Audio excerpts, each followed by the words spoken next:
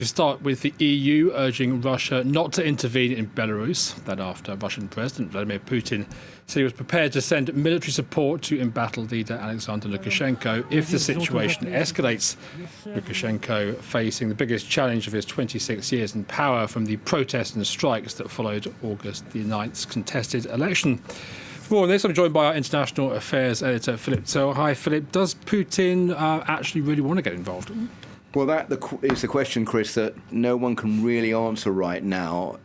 If you look at it from Russia's perspective, I suspect that Vladimir Putin doesn't really want to get involved in the situation in Belarus, but he's being pushed into it by Alexander Lukashenko, the president there, who's sort of saying, well, if Russia doesn't get involved and help me out, I might turn my attention elsewhere and Russian interests in my country are going to suffer. Today there's been another development with President Lukashenko saying that if the EU were to impose sanctions on him, then he would prevent all EU exports going into Russia, which is another reason that Russia doesn't want this situation to spiral out of control.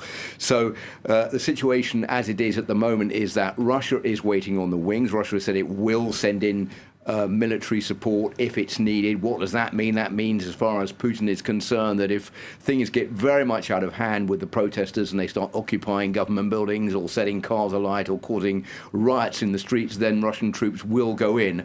But I suspect that President Putin is not that keen to get involved in this standoff between President Lukashenko and the opposition. Just to cast your mind back to the 9th of August when all of this blew up, that's because Alexander Lukashenko won the elections with 80%, he said, of support.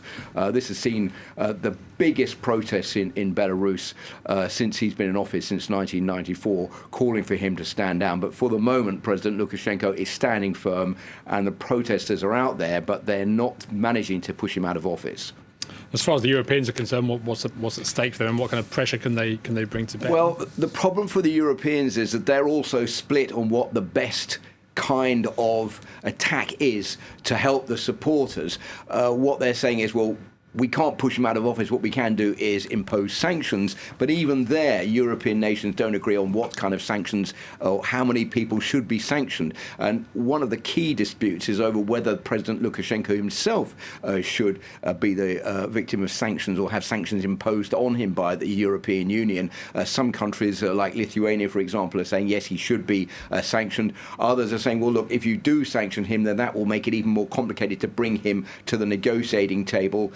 This has been a warning from the OSCE, the Organization for Security and Cooperation in Europe, saying we don't need to sanction him just yet. Maybe we could do that later, but we need to try to bring him to the negotiating table first to see whether or not he is willing to negotiate some kind of departure or at least fresh and free elections, which would then quell the demands of the protesters. We're still a very long way off from that, Chris. OK, Philip Turle, thanks for joining us.